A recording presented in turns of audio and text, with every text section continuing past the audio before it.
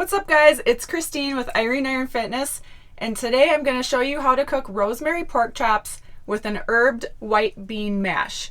So if you're looking for a nice dinner that's inexpensive and ready in under 30 minutes, keep watching. Let's get cooking.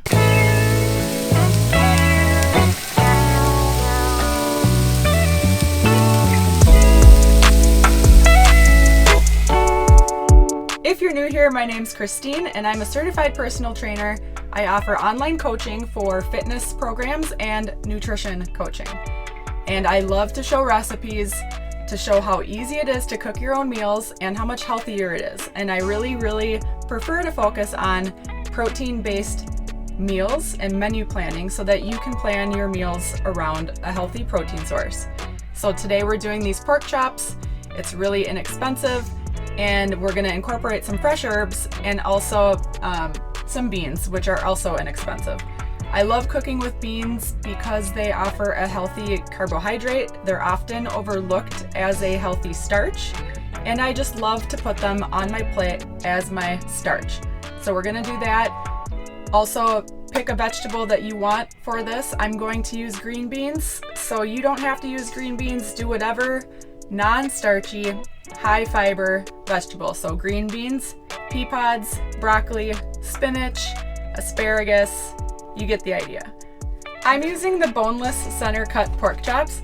These are very inexpensive and they come in, I've seen them from $3 to $5 per pound. So if you're finding them for $3, it's a really good deal and it's a really good way to switch up your protein source for an inexpensive price.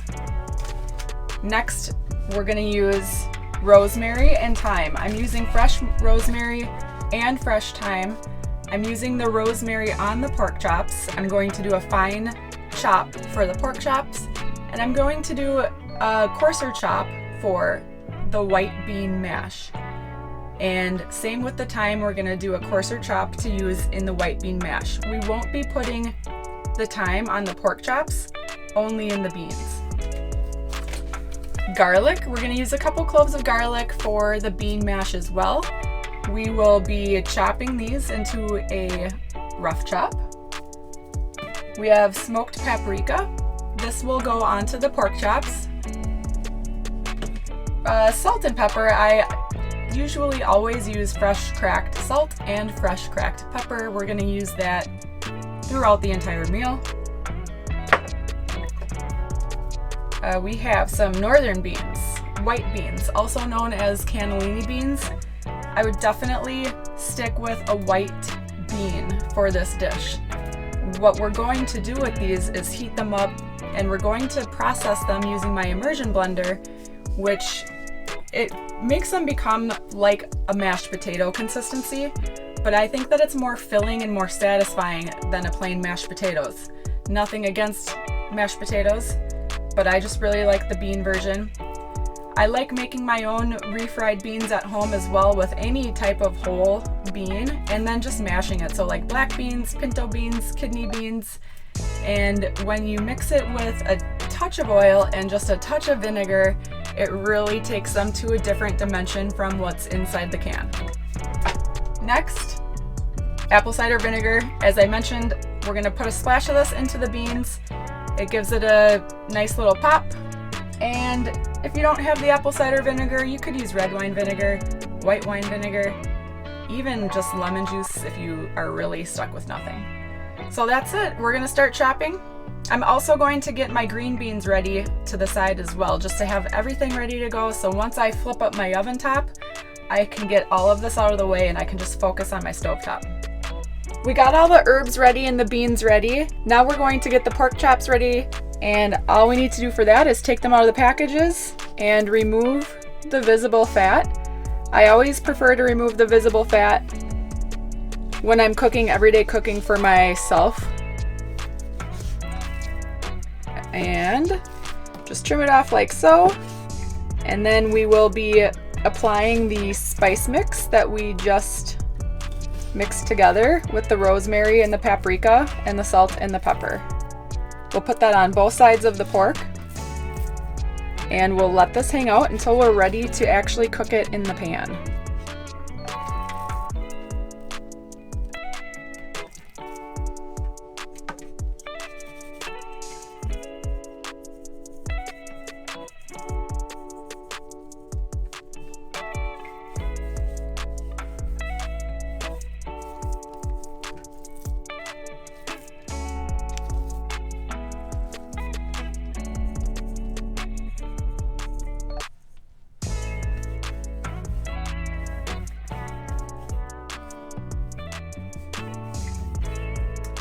Next, we're ready to fire up the stovetop.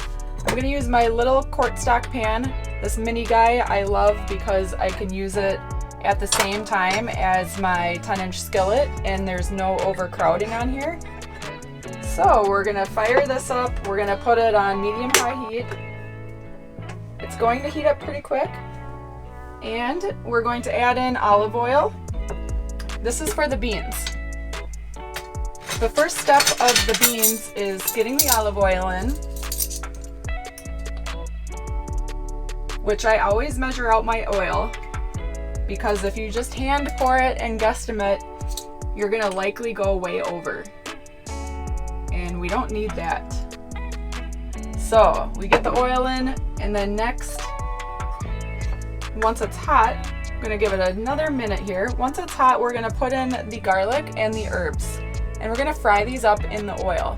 And it's going to smell amazing. It's going to make these just really crispen up and get golden. Once those are nice and cooked, probably like 2 minutes, 2-3 minutes, then we'll add in the beans, the salt and the pepper, and we're gonna take our immersion blender and turn it into that mash. While, it's starting to pop, we know we're hot. While the beans is getting warm, we'll start the frying pan for our pork chops and we'll get those going so we can try to multitask here as much as possible to save time. Alright, so another reason I really like using my mini pot on things like this where I'm using oil is because of the smaller surface area. A little less oil goes a lot further. Imagine having this in a big skillet or a big stock pan. Your oil is going to spread out like that and you're not going to get the full effects of frying it. So having the small pan puddles the oil so that you need less to do what you're intending to do with it. So our garlic is getting golden. You want to make sure that it doesn't brown. So now is the perfect time to throw your beans in.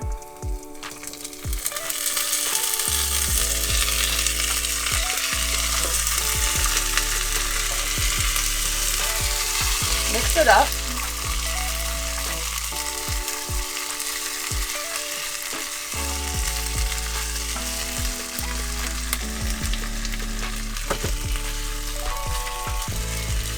Gonna add in our vinegar.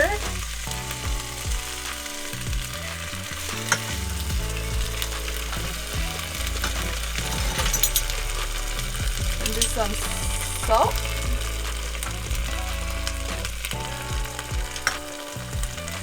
And some pepper. And blend.